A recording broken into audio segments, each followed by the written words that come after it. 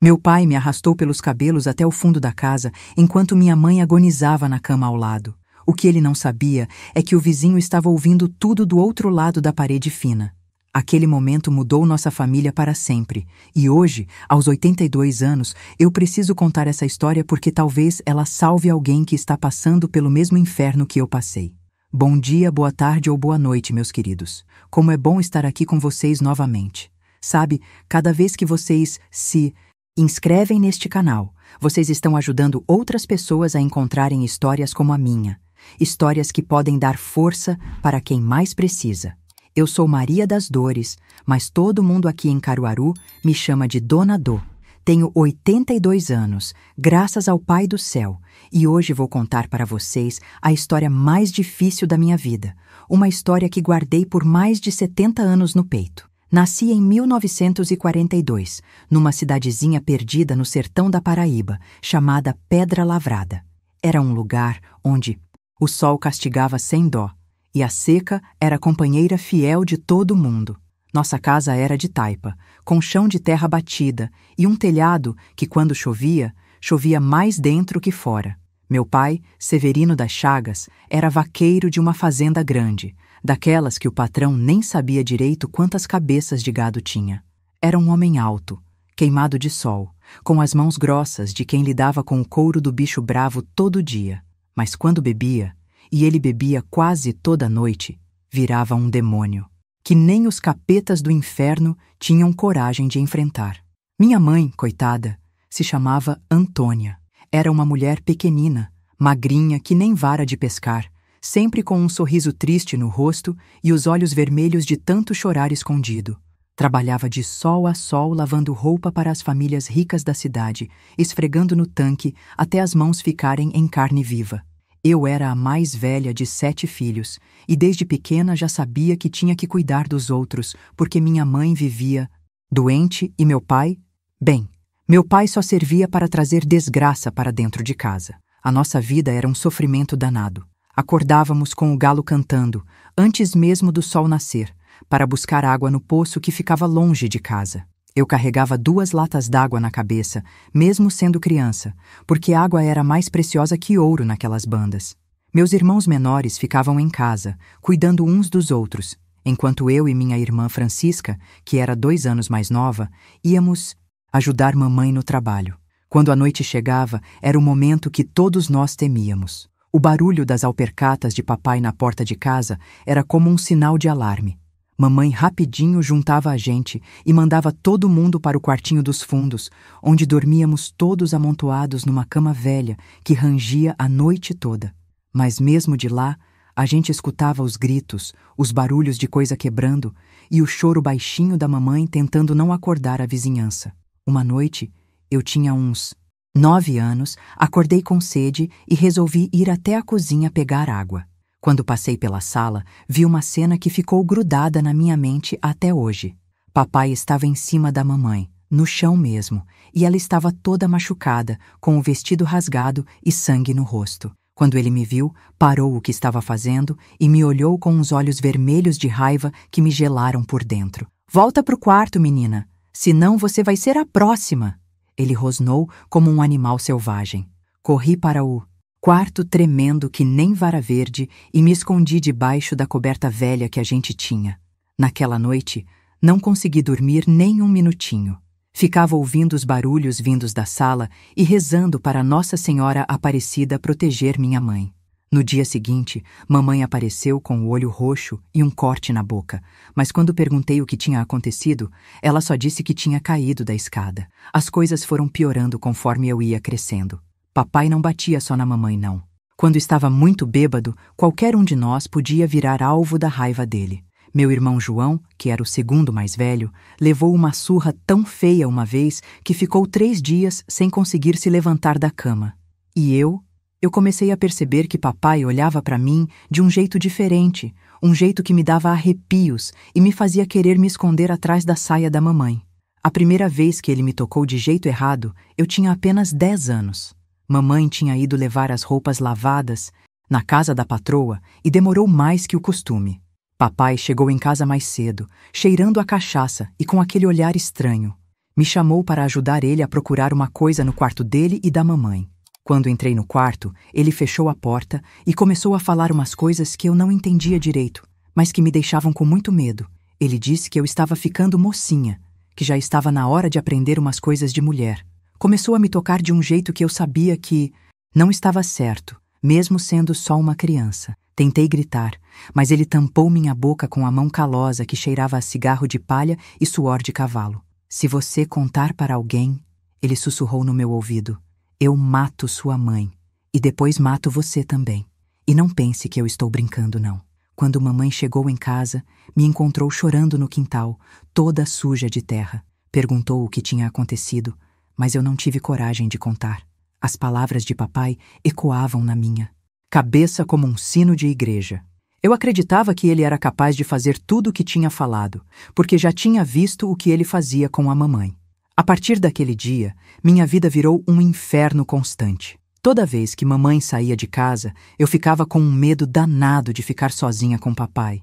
Ele sempre arranjava uma desculpa para me chamar, para me tocar, para fazer coisas que uma criança não deveria nem saber que existiam. E eu, coitadinha, não sabia o que fazer. Não tinha para quem correr, não tinha como me defender. Meus irmãos menores não entendiam por que eu estava sempre triste, sempre assustada. Francisca, que era mais esperta, começou a desconfiar que alguma coisa estava errada, mas eu negava tudo, com medo que papai cumprisse as ameaças. A vida da nossa família foi se desmoronando como casa de carta num vendaval. Mamãe estava cada vez mais doente, tossindo sangue e perdendo peso que nem tinha para perder. Se vocês estão me ouvindo agora e sentem que esta história está tocando no coração de vocês, por favor, se inscrevam no canal.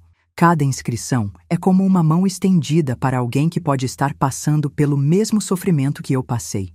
Sua inscrição pode fazer com que esta história chegue até a pessoa certa, na hora certa. E me digam aqui nos comentários, vocês conhecem alguma Maria das Dores na vida de vocês? Alguém que precisa de força para enfrentar seus demônios? Compartilhem suas reflexões, porque juntos somos mais fortes. Que mal saía da garganta. Dô, minha filha. Ela sussurrou quando me aproximei da cama. Venha cá que eu preciso falar uma coisa importante com você. As mãos dela estavam geladas que nem gelo, e os lábios estavam roxinhos. Eu sabia que ela estava morrendo. Mesmo sendo criança, a gente sabe essas coisas. Escuta bem o que eu vou dizer. Seu pai, ele não é um homem bom. Eu sei o que ele anda fazendo com você, minha filha.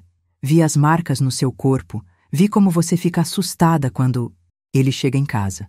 Meu coração disparou quando ela disse isso. Durante todos esses anos, eu pensei que ninguém sabia, que eu estava sozinha naquele sofrimento. Mamãe, comecei a chorar, mas ela me fez sinal para ficar quieta. Não chore agora não, minha menina. Escute bem, quando eu partir, você vai ter que proteger seus irmãos. Principalmente a Francisca, porque ela tá ficando mocinha também. Tem uma caixa enterrada debaixo do pé de cajá, no fundo do quintal. Lá tem um dinheirinho que eu juntei lavando roupa escondido do seu pai. É pouco, mas pode ajudar vocês se precisarem fugir. Ela tossiu sangue de novo, e eu vi que estava chegando a hora dela encontrar o descanso. Promete para mim, Maria das Dores, que você vai cuidar dos seus irmãos. Promete que não vai deixar seu pai fazer com eles o que fez com você. Eu prometi, segurando as mãos frias dela, sem saber que aquela promessa ia me custar quase a vida. Mamãe morreu no final da tarde daquele mesmo dia, quando papai ainda estava na fazenda. Eu estava sozinha com ela, segurando sua mão, quando ela deu o último suspiro. Foi a primeira vez na minha vida que senti o que era ficar verdadeiramente órfã, mesmo tendo pai vivo. Porque um pai que faz o mal para os próprios filhos não é pai. É só um homem que tem o mesmo sangue que a gente. Quando papai chegou em casa e viu que mamãe tinha morrido, ele não chorou nem um pouquinho. Só olhou para o corpo dela e disse, agora vocês vão ter que se virar sozinhos. Como se a mamãe fosse só um peso na vida dele.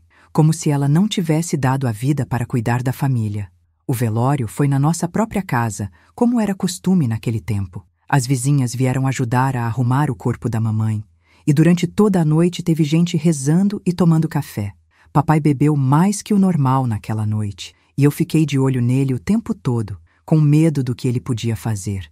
No dia seguinte, depois que enterramos mamãe no Cemitério da cidade, a vida em casa mudou completamente. Papai não disfarçava mais nada. Chegava bêbado e fazia o que queria com a gente, principalmente comigo. Sem a mamãe para me proteger, mesmo doentinha como ela estava, eu virei o alvo principal da maldade dele. Foi numa noite de setembro, 2 semanas depois do enterro da mamãe, que aconteceu o pior de tudo. Papai chegou em casa mais bêbado que de costume, cambaleando e falando sozinho. Meus irmãos menores já estavam dormindo no quartinho dos fundos, mas eu estava na cozinha lavando os pratos da janta. Quando ouvi o barulho das alpercatas dele, meu corpo todo gelou de medo. "Venha cá, menina!" Ele gritou da sala. "Venha cá que hoje você vai aprender a ser mulher de verdade." Eu sabia o que aquilo significava, e pela primeira vez na vida, decidi desobedecer ele. "Não vou não, papai", respondi, tremendo que nem vara verde, mas firme na minha decisão. Ele ficou uma fera quando ouviu minha resposta. Veio para a cozinha com os olhos vermelhos de raiva e me agarrou pelos cabelos, me arrastando pela casa toda. Eu gritava, chorava, implorava, mas ele não parava. Os vizinhos deviam estar ouvindo tudo, porque as paredes das casas eram finas e o barulho ecoava pela rua toda.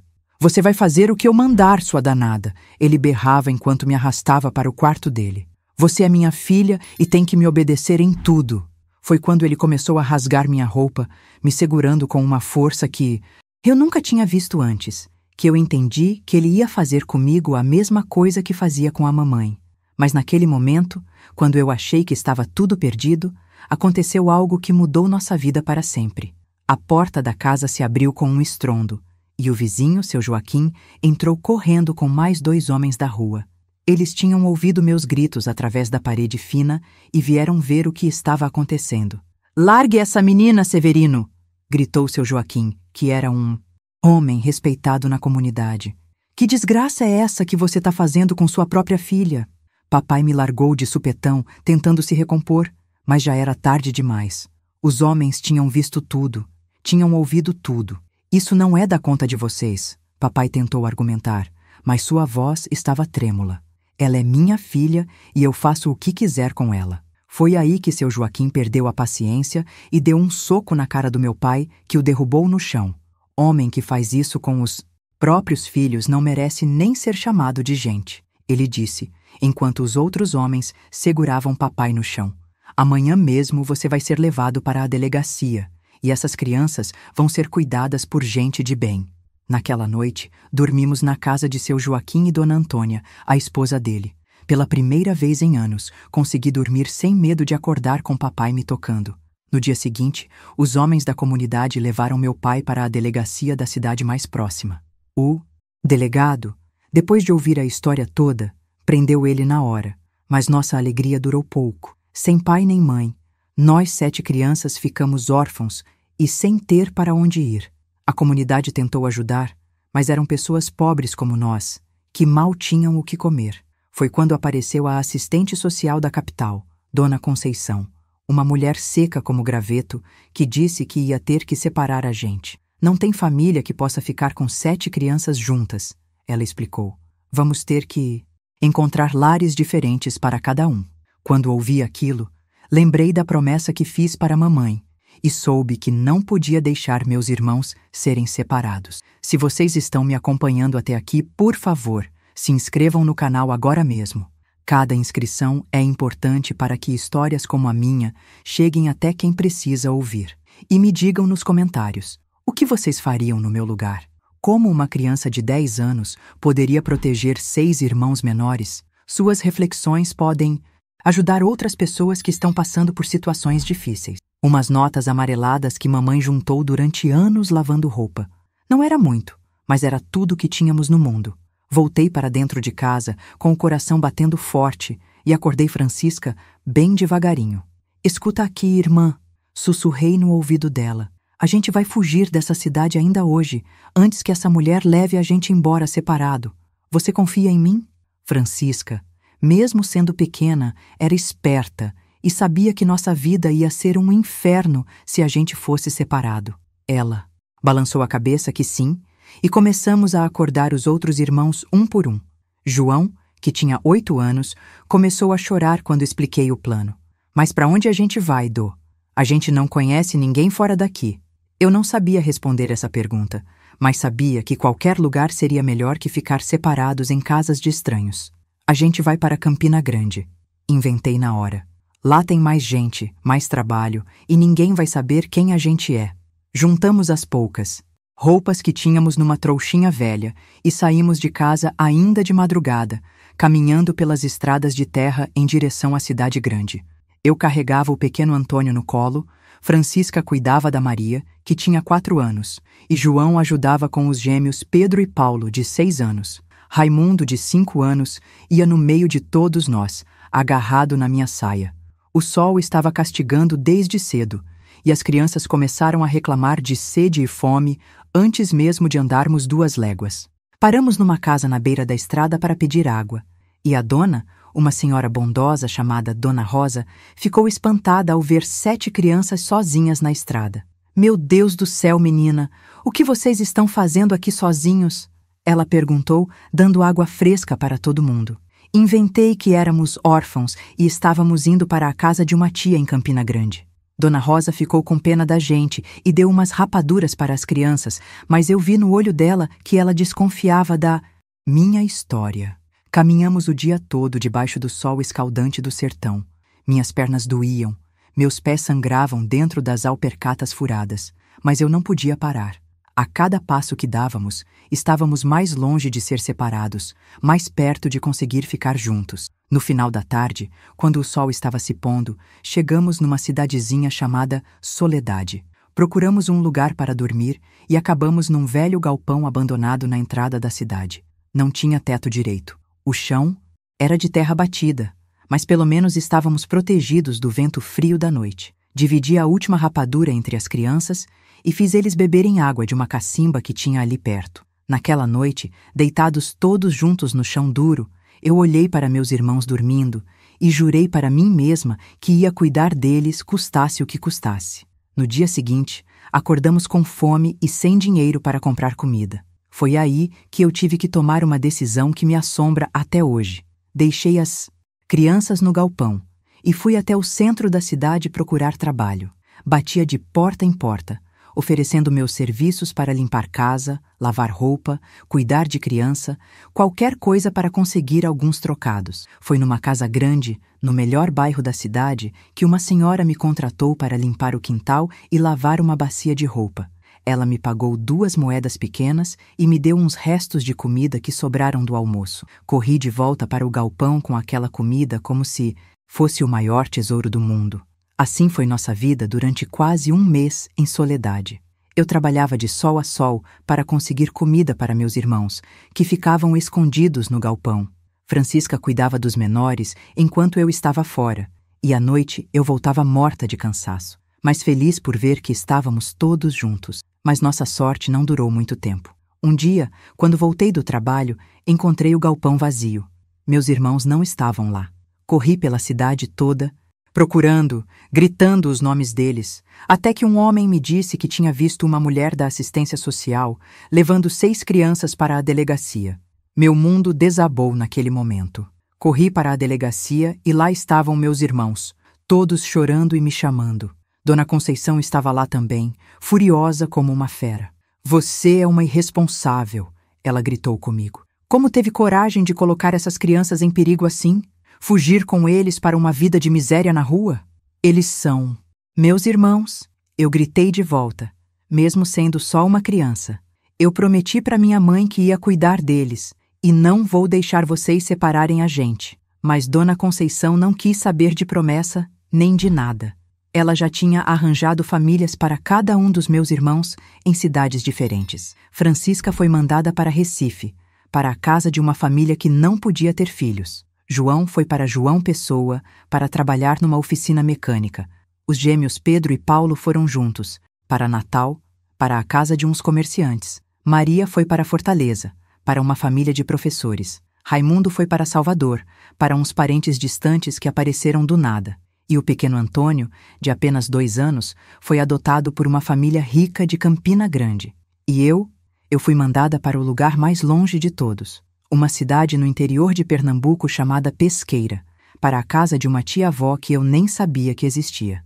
Tia Zefinha era irmã do pai da minha mãe, uma mulher já idosa que aceitou me receber mais por obrigação do que por vontade. A viagem para Pesqueira foi o dia mais triste da minha vida. No ônibus velho e barulhento, eu chorava pensando nos meus irmãos espalhados pelo Nordeste todo, sem saber se um dia ia ver eles de novo. Tinha falhado na promessa que fiz para a mamãe, tinha perdido minha família, tinha perdido tudo que me restava no mundo. Quando cheguei em Pesqueira, tia Zefinha estava me esperando na rodoviária.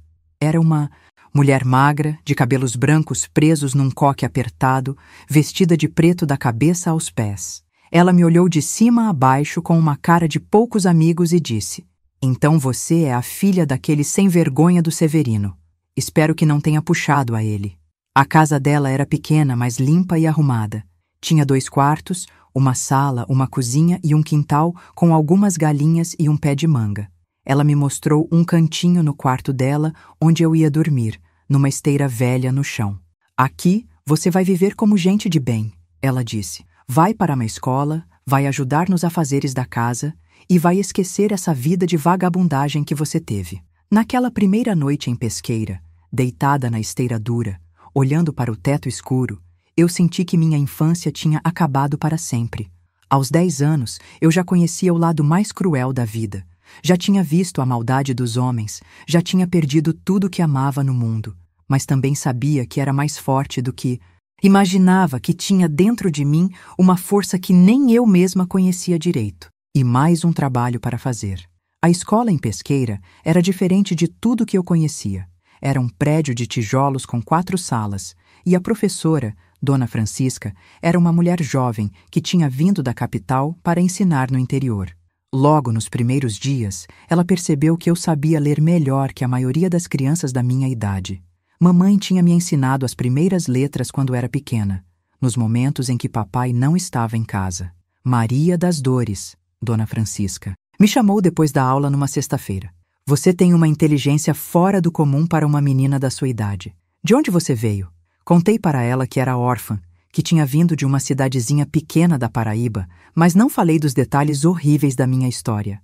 Algumas feridas eram funda demais para expor para qualquer pessoa. Foi Dona Francisca quem plantou na minha cabeça a semente de um sonho que eu nem sabia que podia existir.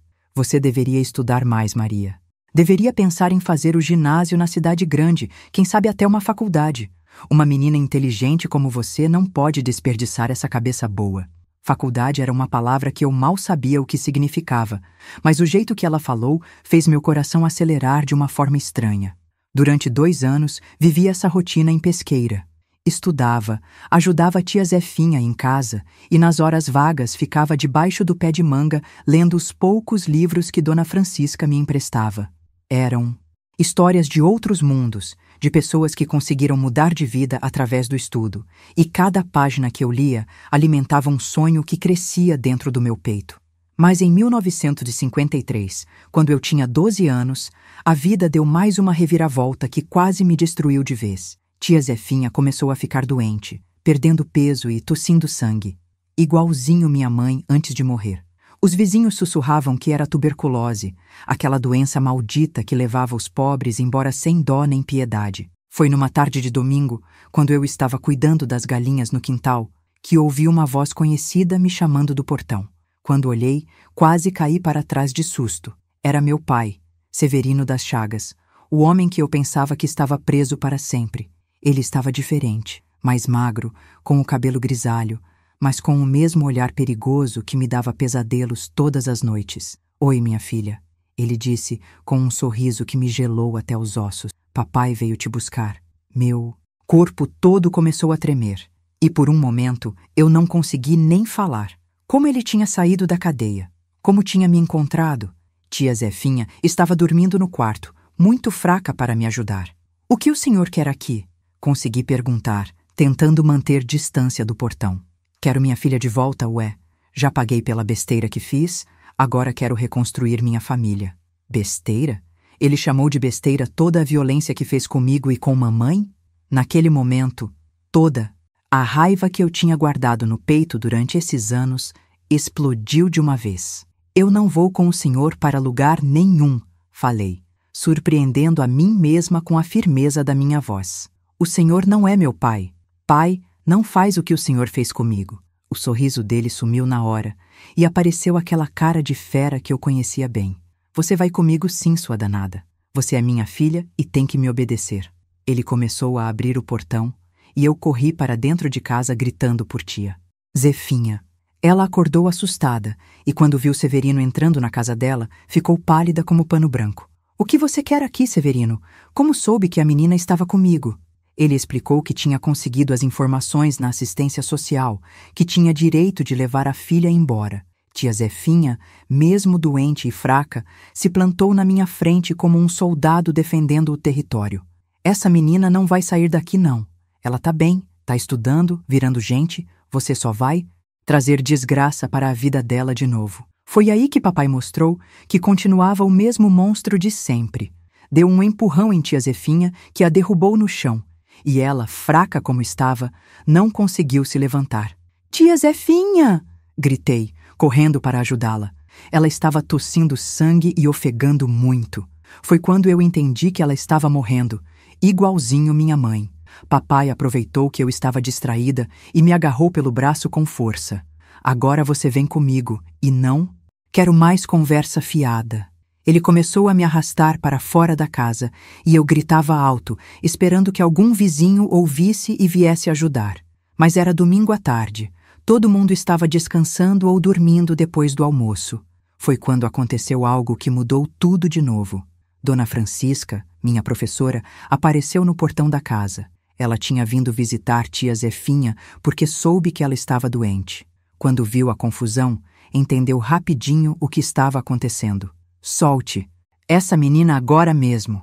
Ela gritou com uma autoridade que eu nunca tinha visto antes. Quem é o senhor para estar maltratando uma criança assim? Papai tentou explicar que era meu pai, mas Dona Francisca não queria saber de explicação. Pai ou não, ninguém tem o direito de maltratar uma criança. Estou vendo que a senhora Zefinha está muito mal. Vou buscar o doutor Antônio e o delegado Firmino. Esse homem vai ter que explicar muita coisa. Papai ficou nervoso quando ouviu falar de delegado. Ele me largou e tentou sair correndo, mas Dona Francisca já tinha chamado uns homens da vizinhança que vieram correndo. Prenderam meu pai de novo, dessa vez para nunca mais sair. Soube depois que ele já estava sendo procurado por ter fugido da cadeia e que quando foi preso de novo, levou uma sentença muito maior. Tia Zefinha morreu 3 dias depois, nos meus braços, igual minha mãe. Mais uma vez eu ficava órfã, sem ter para onde ir.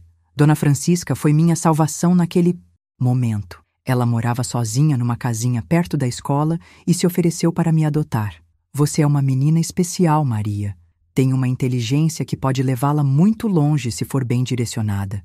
Quero te ajudar a realizar seus sonhos. Foram as palavras mais bonitas que alguém já tinha falado para mim. Foi assim que, aos 12 anos, minha vida tomou um rumo completamente diferente. Dona Francisca não era só uma professora. Ela era uma mulher culta, formada numa escola normal de Recife, cheia de livros e conhecimento. Em casa dela, eu descobri um mundo que nem sabia que existia. Livros de matemática, de história, de geografia, de literatura, tudo ao meu alcance. Se vocês estão me acompanhando até aqui nesta jornada dolorosa, mas também cheia de esperança, por favor se inscrevam no canal agora. Cada inscrição é uma força a mais para que histórias como a minha cheguem até quem precisa saber que é possível recomeçar, não importa quantas vezes a vida nos derrube. Me digam nos comentários, vocês já tiveram alguma Dona Francisca na vida de vocês? Alguém que acreditou no potencial de vocês quando nem vocês mesmos acreditavam? Compartilhem essas histórias de esperança aqui embaixo. 6 da manhã. Não para me colocar para trabalhar como escrava, mas para estudarmos juntas antes das aulas começarem. Ela me ensinou matemática avançada, me fez ler clássicos da literatura brasileira, me mostrou mapas do mundo inteiro. Maria, ela dizia enquanto corrigia meus exercícios à luz do lampião, você tem um dom raro. Sua mente absorve conhecimento como terra seca absorve chuva. Não pode desperdiçar isso. Aos poucos, fui entendendo que Dona Francisca via em mim a filha que ela nunca teve. Era uma mulher de 35 anos, solteira, que dedicou a vida toda à educação de crianças pobres do interior. Durante 3 anos, vivi essa vida abençoada. Minha inteligência foi se desenvolvendo de uma forma que nem eu mesma acreditava. Aos 15 anos, eu já tinha terminado o curso primário e Dona Francisca estava planejando me mandar para Caruaru fazer o ginásio. Tínhamos tudo arranjado. Ela conhecia uma família de professores na cidade que podia me hospedar em troca de ajuda com os afazeres da casa. Mas a vida, que nunca me deu trégua, preparou mais uma tragédia que quase acabou comigo de vez. Em janeiro de 1956, Dona Francisca começou a receber cartas estranhas, bilhetes ameaçadores que apareciam debaixo da porta de casa. "Tire essa menina da sua casa ou você vai se arrepender", dizia um deles. "Criança de bandido não merece estudar", dizia outro. No começo, Dona Francisca não deu importância, achando que era coisa de gente ignorante com inveja do meu progresso nos estudos. Mas as ameaças foram ficando cada vez mais específicas, mais perigosas. "Sabemos onde vocês moram. Sabemos que vocês ficam sozinhas à noite. Cuidado para não acontecer uma desgraça." Uma noite de fevereiro, quando estávamos estudando geografia na mesa da sala, ouvimos barulho de pedras sendo jogadas no telhado da casa. Dona Francisca se levantou para ver o que era, e quando abriu a janela, uma pedra grande passou voando perto da cabeça dela. "Saia! Daí, sua protetora de sem vergonha!" gritou uma voz masculina do meio da escuridão. Dona Francisca fechou rapidinho todas as janelas e me abraçou forte. "Não se preocupe, minha filha. São só uns ignorantes que não entendem a importância da educação. Amanhã vou falar com o delegado." Mas eu vi o medo nos olhos dela e soube que aquilo não ia acabar bem. Na semana seguinte, descobrimos quem estava por trás das ameaças. Era um homem chamado Coronel Batista, dono de terras na região, que não queria que filha de bandido estudasse na mesma escola que os filhos dos fazendeiros. Ele tinha descoberto minha história através de conhecidos que tinham ligação com a polícia e estava movendo uma campanha para me expulsar da cidade. "Essa menina é filha de um estuprador", ele dizia para quem quisesse ouvir. "Sangue ruim sempre dá fruto ruim. Não é certo uma criança dessa conviver com crianças de família." As palavras dele se espalharam pela cidade como praga de gafanhoto. E logo todo mundo estava sussurrando sobre mim quando eu passava na rua. Dona Francisca tentou me proteger. Conversou com o prefeito, com o padre, com o delegado, mas o Coronel Batista tinha poder e dinheiro, e sua palavra valia mais que a de uma professora solteira do interior. Um dia, o delegado veio até nossa casa com uma cara de quem estava com pena, mas tinha as mãos amarradas. "Dona Francisca", ele disse, tirando o chapéu da cabeça, "estou recebendo muita pressão para resolver essa situação. O coronel está ameaçando tirar os filhos dele da escola se a menina continuar estudando lá, e sem os filhos dele, a escola perde o financiamento." Dona Francisca ficou furiosa, como eu nunca tinha visto. "Então o senhor está me dizendo que uma criança inocente vai ser punida pelos crimes do pai? Que uma menina inteligente e estudiosa vai ser privada da educação por causa do preconceito de um homem ignorante?" O delegado baixou a cabeça, envergonhado, mas manteve a posição. "É a ordem que recebi, Dona Francisca. A menina tem que sair da escola ou vou ter que fechar a escola." Naquele momento, eu entendi que meu sonho de estudar, de ter uma vida diferente, estava sendo destruído de novo. Mas dessa vez, eu não era mais uma criança indefesa. Aos 15 anos, eu já tinha visto tanto sofrimento que tinha desenvolvido uma força interior que nem eu mesma conhecia direito. "Não precisa se preocupar, Dona Francisca", falei, surpreendendo os dois. "Eu vou embora da cidade. Não quero que a escola feche por minha causa. Não quero que mais crianças sejam prejudicadas." Dona Francisca começou a chorar, e eu também, mas minha decisão estava tomada. "Para onde você vai, minha filha? Você não tem para onde ir." Era verdade. Eu não tinha família, não tinha dinheiro, não tinha nada além das roupas do corpo e dos livros que Dona Francisca me deu. Mas eu tinha algo que ninguém podia tirar: a educação que ela plantou na minha cabeça e a determinação de não me deixar vencer. "Vou para Recife", falei, inventando na hora. "Lá é cidade grande, tem mais oportunidade e ninguém vai saber quem eu sou." Dona Francisca tentou me convencer a ficar, ofereceu para irmos embora juntas, Mas eu sabia que ela tinha o trabalho dela, a vida dela, e não podia destruir tudo por minha causa. Na noite antes de partir, Dona Francisca me deu uma bolsa com algum dinheiro que ela tinha juntado, roupas e, o mais importante, uma carta de recomendação para uma escola em Recife, onde ela conhecia a diretora. Você é a filha que eu nunca tive, Maria. Onde quer que você vá, leve comigo seu coração e a certeza de que você pode conseguir tudo o que quiser na vida. Parti de Pesqueira, numa madrugada fria de março, no primeiro ônibus que saía para a capital. Levava comigo uma trouxinha de roupas, alguns livros e um coração cheio de dor, mas também cheio de esperança. Aos 15 anos, eu estava sozinha no mundo mais uma vez, mas, dessa vez eu sabia que tinha armas para lutar, inteligência, educação e uma vontade de ferro de vencer na vida. A viagem para Recife durou o dia todo. O ônibus velho balançava pelas estradas de terra, parando em cada cidadezinha para pegar e deixar passageiros. Eu ficava olhando pela janela, vendo o sertão passar lá fora, e pensando em tudo o que tinha acontecido na minha vida até ali. 15 anos de sofrimento, mas também 15 anos aprendendo a ser forte. Quando cheguei em Recife, no finalzinho da tarde, fiquei impressionada com o tamanho da cidade. Eram tantas ruas, tantas casas, tanto movimento de gente e de carros, que eu me senti como um grão de areia no meio da praia. Peguei a carta de Dona Francisca e fui procurar a escola Santa Rita, onde ela conhecia a diretora. A escola ficava no bairro da Boa Vista, numa rua cheia de árvores e casas bonitas. Quando toquei a campainha do portão, uma freira veio atender.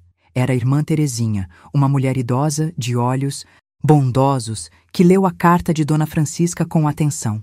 Então você é a Maria das Dores que a Francisca tanto falou. Ela escreveu me contando sua história, criança. Você pode ficar conosco sim, mas vai ter que trabalhar para pagar sua estadia. Durante o dia você estuda, de noite ajuda na limpeza da escola e na cozinha. Era exatamente o que eu queria ouvir. Preparando o café da manhã para 200 meninas internas. Irmã Terezinha me ensinou a cozinhar pratos que eu nem sabia que existiam. E aos poucos fui me tornando a mão direita dela na administração da cozinha.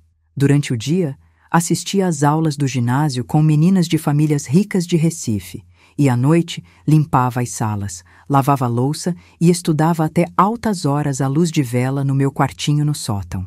As outras alunas me olhavam com desconfiança no começo.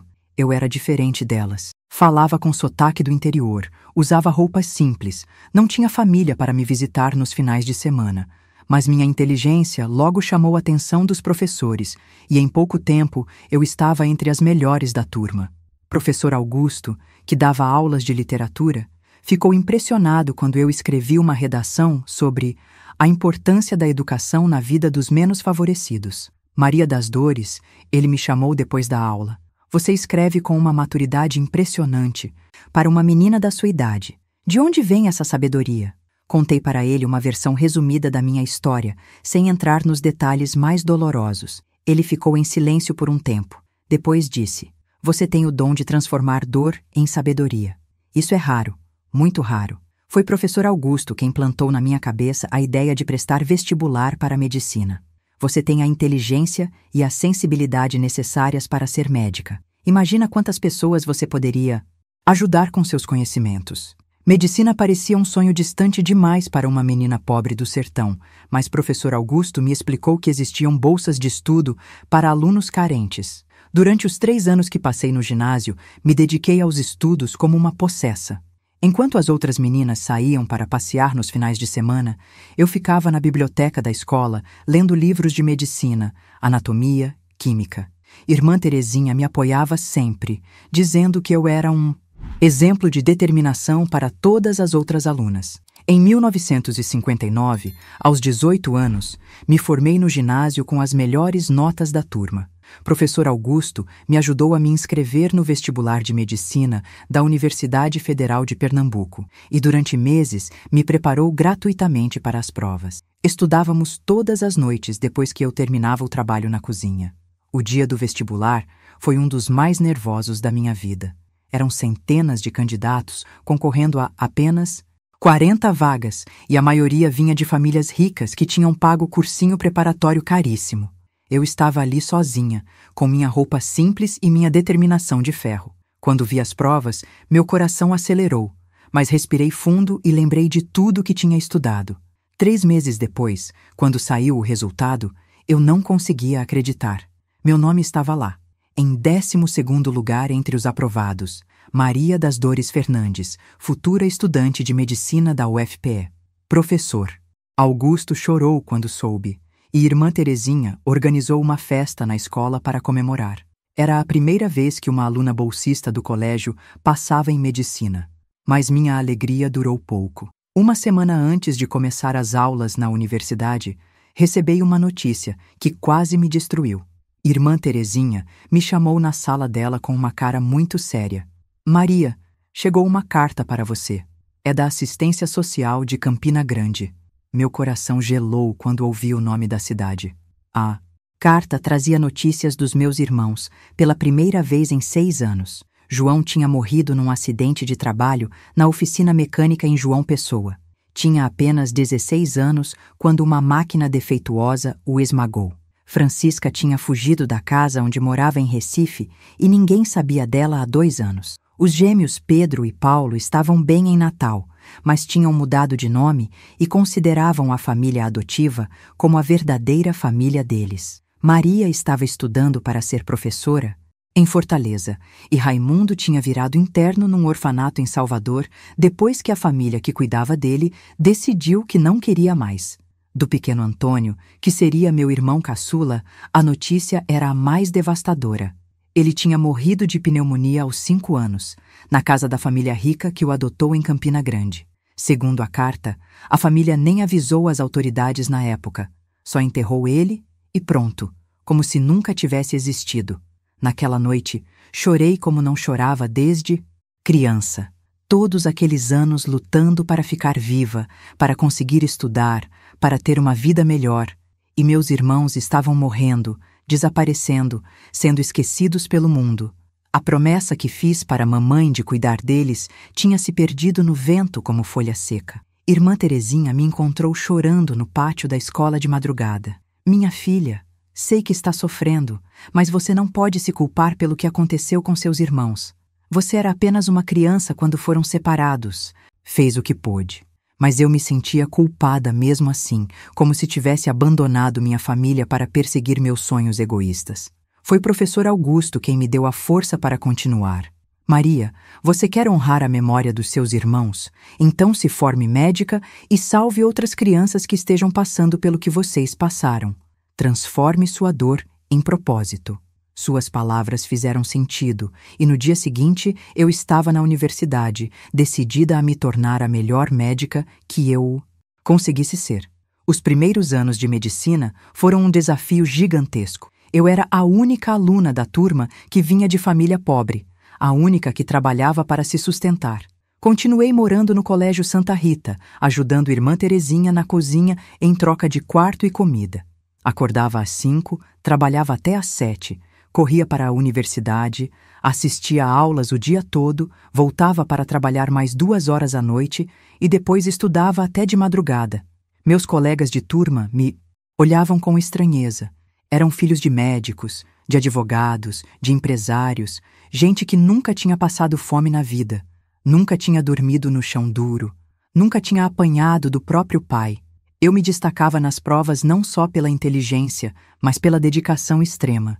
Enquanto eles saíam para festas e namoricos, eu estava debruçada sobre livros de anatomia e fisiologia.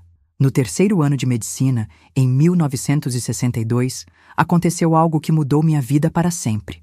Durante um estágio no Hospital das Clínicas, conheci Roberto Mendonça, um médico recém-formado que tinha voltado de uma especialização em cardiologia em São Paulo. Ele era diferente dos outros médicos que eu conhecia. Tratava os pacientes pobres com o mesmo respeito que tratava os ricos. E quando soube da minha história, ficou impressionado. Maria, você é uma das pessoas mais corajosas que já conheci. Ele me disse depois que contei sobre minha vida durante um plantão noturno. Quantas pessoas você acha que conseguiriam passar por tudo que você passou e ainda assim se tornarem médicas? Roberto não era só bonito e inteligente. Era também sensível e idealista como eu. Nosso namoro começou devagar, entre conversas no hospital e estudos em grupo. Roberto vinha de uma família de classe média de Recife, era filho de um comerciante honesto e de uma dona de casa dedicada. Quando ele me levou para conhecer os pais, no 4º ano de medicina, eu estava tremendo de nervosismo. Mas Dona Carmen e seu Miguel me receberam com carinho, como se eu fosse uma filha. Roberto nos contou sua história, minha filha, disse Dona Carmen, me abraçando forte. Você é um exemplo de força e determinação. Nossa família tem orgulho de recebê-la. Pela primeira vez, desde que saí da casa de Dona Francisca, eu me senti parte de uma família de verdade. Na formatura, orgulhoso como um pai, e irmã Terezinha chorou quando me viu recebendo o diploma. Roberto estava ao meu lado, segurando minha mão, e naquele momento eu senti que tinha conseguido honrar a memória da minha mãe e dos meus irmãos, que partiram cedo demais. 2 meses depois da formatura, Roberto me pediu em casamento numa noite de plantão no hospital. Maria, você quer construir uma família comigo? Quero que a gente trabalhe juntos, salvando vidas e criando filhos que tenham os valores que você tem. Eu disse sim, sem hesitar, porque Roberto era o homem mais honesto e bondoso que eu conhecia. Casamos em março de 1964, numa cerimônia simples na capela do Colégio Santa Rita. As únicas pessoas da minha família que consegui localizar para o casamento foram Maria, que veio de Fortaleza já formada professora, e Raimundo, que conseguiu sair do orfanato de Salvador para estar presente. Ver meus irmãos depois de tantos anos foi emocionante e doloroso ao mesmo tempo. Estávamos todos mudados, marcados pela vida, mas ainda éramos família. Você conseguiu, Dô, Maria me disse, me abraçando forte depois da cerimônia. Virou doutora de verdade, mamãe estaria orgulhosa demais. Raimundo, que agora tinha 21 anos, estava trabalhando como operário numa fábrica e tinha planos de estudar à noite. Você nos deu exemplo, irmã. Mostrou que é possível vencer mesmo saindo do fundo do poço. Roberto e eu montamos um consultório pequeno no centro de Recife, especializando-nos em pediatria. Eu tinha uma ligação especial com crianças, talvez porque eu mesma tivesse tido uma infância tão sofrida. Cada criança que eu salvava era como se estivesse salvando a menina assustada que eu fui um dia. Trabalhávamos muito, mas era gratificante ver as famílias saindo do consultório com seus filhos curados. Em 1965, nasceu nossa primeira filha, Francisca, em homenagem à minha irmã desaparecida e à Dona Francisca que mudou minha vida. Segurar. Aquela criança nos braços foi uma sensação indescritível. Eu, que tinha perdido minha família tão cedo, agora tinha uma filha para amar e proteger. Jurei para mim mesma que ela nunca passaria nenhum dia do sofrimento que eu passei. 2 anos depois, nasceu Miguel, em homenagem ao pai de Roberto. Nossa família estava crescendo e o consultório também. Começamos a atender muitas crianças de famílias pobres gratuitamente, porque eu sabia o que era não ter dinheiro para pagar médico. Roberto me apoiava sempre. Dizia que era nosso dever retribuir para a sociedade tudo o que tínhamos conseguido. Em 1969, quando nossa filha Francisca estava com 4 anos e Miguel com 2, recebemos uma notícia que mexeu profundamente comigo. Minha irmã Francisca, que estava desaparecida há 10 anos, foi encontrada numa casa de prostituição em Salvador. Ela estava viciada em drogas, muito doente, e quando soube que eu era médica, mandou me chamar. A viagem para Salvador foi uma das mais difíceis da minha vida. Quando cheguei na pensão onde Francisca estava, quase não a reconheci. A menina bonita e esperta que eu conhecia tinha virado uma mulher envelhecida precocemente, magra demais, com os olhos sem brilho de quem tinha perdido a esperança há muito tempo. Dô, minha irmã, ela sussurrou quando me viu, começando a chorar. Que vergonha você ter que me ver assim. Eu abracei ela forte, sentindo como estava frágil, e prometi que ia cuidar dela, que ia levá-la para Recife para se tratar. Francisca me contou o que tinha acontecido com ela depois que foi mandada para Recife aos 9 anos. A família que deveria cuidar dela a maltratava, a fazia trabalhar como escrava doméstica e não a deixava estudar.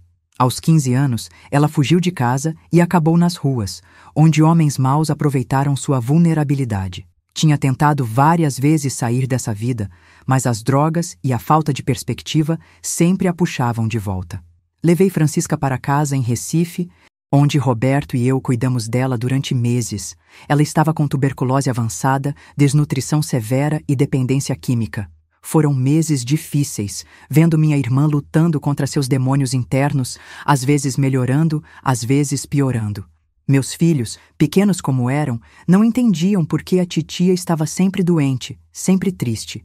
Eu explicava que ela tinha passado por momentos muito difíceis na vida, mas que o amor da família ia ajudar ela a ficar boa. Francisca se esforçava para melhorar, principalmente por causa das crianças. Ela dizia que eles eram a luz que ela precisava para encontrar forças. Infelizmente, o corpo de Francisca estava muito debilitado. Em dezembro de 1969, ela morreu em casa, nos meus braços, como nossa mãe tinha morrido anos antes. Suas últimas palavras foram: "Obrigada por não ter desistido de mim, Dô. Cuide bem dos seus filhos. Não deixe acontecer com eles o que aconteceu conosco." O enterro de Francisca foi pequeno, mas cheio de amor. Roberto, eu, nossos filhos e alguns pacientes que ela tinha conhecido no consultório durante os meses que morou conosco. Ela tinha conquistado o carinho de todo mundo com sua doçura, mesmo estando doente. Enterramos ela ao lado de um jasmineiro no cemitério de Santo Amaro e eu prometi que visitaria sempre. Depois da morte de Francisca, me dediquei ainda mais ao trabalho com crianças carentes. Criamos um programa no consultório para atender gratuitamente crianças de rua, órfãos, meninos e meninas que estavam em situação de risco. Era a minha forma de honrar a memória da minha irmã e de todos os meus irmãos que não tiveram a mesma sorte que eu. Em 1971, mudamos para uma casa maior em Boa Viagem, perto da praia. Era um sonho realizado ter uma casa própria, grande, com quintal para as crianças brincarem. Francisca e Miguel estudavam numa escola particular excelente. Tinham tudo que eu nunca tive: carinho, segurança, educação de qualidade, perspectiva, de futuro. Durante os anos 70, nossa vida seguiu tranquila. O consultório prosperou. Nossos filhos cresceram saudáveis e inteligentes, e eu consegui localizar e ajudar alguns dos meus outros irmãos. Raimundo terminou os estudos, se casou e teve filhos. Maria continuou sendo professora em Fortaleza e também constituiu família. Os gêmeos Pedro e Paulo permaneceram em Natal, com suas famílias adotivas, mas mantínhamos contato por cartas. Em 1978, quando Francisca estava com 13 anos e Miguel com 11, tomei uma decisão que mudaria nossa vida mais uma vez. Decidi que queria voltar para o interior para trabalhar com as populações mais carentes, longe dos grandes centros. Roberto, companheiro como sempre, apoiou minha decisão. "Se é isso que vai te fazer feliz, Maria, vamos embora. Você sempre teve coração de sertaneja mesmo." Vendemos o consultório em Recife e nos mudamos para Caruaru, onde montamos uma pequena clínica que atendia principalmente crianças pobres da região. A mudança para Caruaru foi perfeita para nossa família. As crianças se adaptaram bem à vida no interior, fizeram amigos, aprenderam a valorizar as coisas simples da vida. Roberto e eu trabalhávamos muito, mas éramos felizes salvando vidas e fazendo a diferença na comunidade. Foi em Caruaru que decidi escrever minha história, primeiro num diário pessoal, depois pensando em transformar num livro que pudesse ajudar outras pessoas. Queria que as crianças que passassem por situações parecidas com a minha soubessem que era possível vencer, que era possível construir uma vida digna e feliz, mesmo depois de tanto sofrimento. Sensibilidade especial para lidar com essas situações. Em 1985, quando eu já estava com 43 anos, aconteceu algo que mexeu profundamente comigo. Uma menina de 9 anos foi trazida na clínica pelos vizinhos em estado deplorável. Chamava-se Socorro e tinha sido violentada pelo próprio padrasto durante meses. Quando vi aquela criança, magra, assustada, com os olhos sem brilho de quem perdeu a fé na humanidade, me vi nela com a mesma idade. "Doutora", ela sussurrou quando consegui ganhar sua confiança. "O senhor disse que se eu contasse para alguém, ele ia me matar." Aquelas palavras ecoaram na minha mente como um eco do passado. Abracei Socorro forte e prometi que ela estaria segura, que nunca mais ninguém ia machucá-la.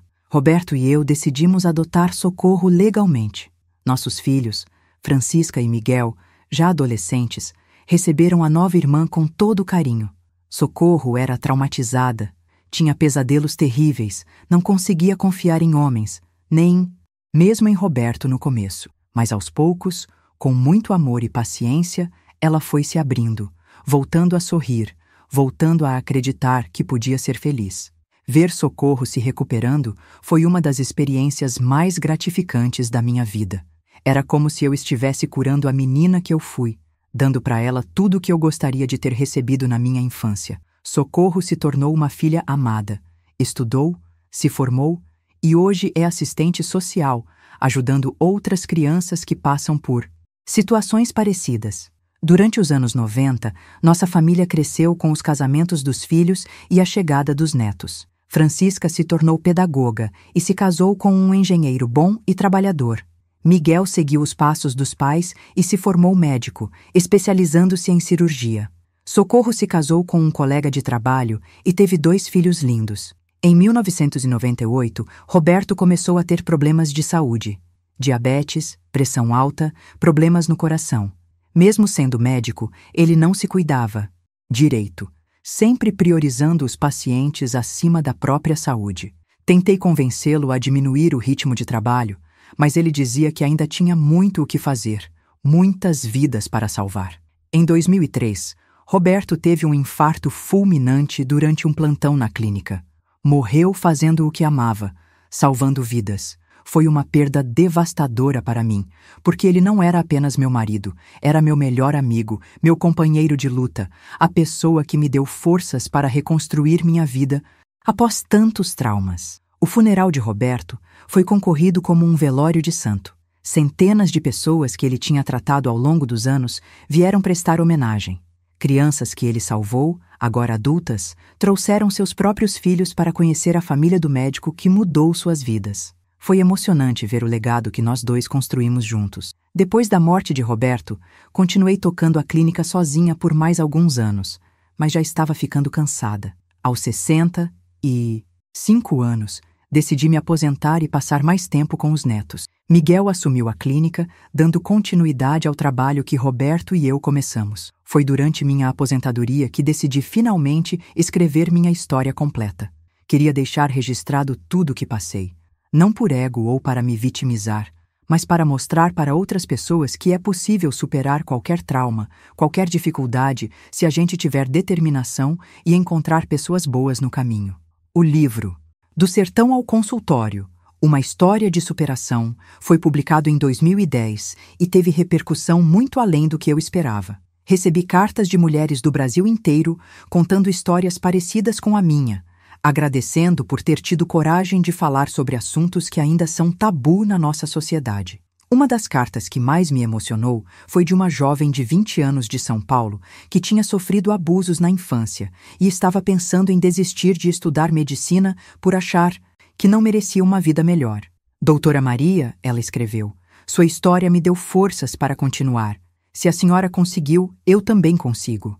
Hoje, aos 82 anos, moro numa casa simples aqui em Caruaru, rodeada pelo carinho dos filhos, netos e bisnetos. Minha memória ainda é boa, graças a Deus, e gosto de receber visitas de jovens que querem ouvir minha história pessoalmente. Sempre digo para eles que o mais importante não é o que acontece conosco, mas como a gente reage ao que acontece. Dos meus irmãos originais, hoje só restam eu, Maria e Raimundo.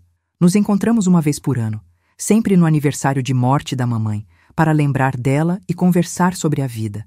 É emocionante ver como cada um conseguiu, à sua maneira, construir uma vida digna depois de tanta dificuldade. Maria se aposentou como diretora de escola em Fortaleza e tem 5 netos. Raimundo virou supervisor de fábrica em Salvador e também construiu uma família bonita. Nenhum de nós enriqueceu materialmente, mas todos somos ricos em família, em amor, em realizações. Às vezes me perguntam se eu tenho raiva do meu pai, se o perdoei pelo que fez comigo e com nossa família. A verdade é que eu não sinto mais nada por ele, nem raiva nem perdão. Ele foi uma pessoa doente que fez coisas terríveis, mas não vou gastar minha energia pensando nele. Prefiro usar essa energia para ajudar outras pessoas. Se tem uma coisa que aprendi nesses 82 anos de vida, é que a gente não pode controlar o que acontece conosco, principalmente quando criança, mas a gente pode escolher o que fazer com essas experiências. Podemos nos tornar pessoas amarguradas e revoltadas, ou Podemos usar nossa dor para ajudar outros que estão passando pelo mesmo. Minha vida não foi fácil, mas foi uma vida com propósito. Salvei centenas de crianças ao longo da minha carreira. Criei filhos maravilhosos que continuam fazendo o bem no mundo e deixei um legado de esperança para quem ler minha história. Para vocês que me acompanharam até aqui nesta jornada longa e dolorosa, mas também cheia de esperança e vitórias, eu tenho muito que agradecer. Cada um que se inscreve neste canal, cada comentário carinhoso, cada compartilhamento, é uma forma de levar esperança para quem precisa saber que é possível recomeçar quantas vezes for necessário. Se vocês conhecem alguém que está passando por uma situação difícil, por favor, compartilhem esta história. Se vocês mesmos estão enfrentando momentos sombrios, lembrem-se que toda tempestade passa, toda noite tem seu amanhecer. A vida pode ser cruel às vezes, mas também pode ser generosa com quem não desiste de lutar. Contem aqui nos comentários suas próprias histórias de superação, as lições que aprenderam com minha jornada, ou simplesmente mandem um abraço carinhoso para esta vovó que viveu muito e ainda tem muito amor para dar. Cada palavra de vocês é um presente para mim e pode ser inspiração para outra pessoa que esteja precisando de forças. Que Deus abençoe a vida de cada um de vocês. E lembrem-se sempre, não importa de onde vocês vieram, importa para onde vocês estão indo. A vida é generosa com quem não desiste de sonhar. Um beijo grande no coração de todos vocês e até a próxima história desta vovó que tem muito ainda para contar.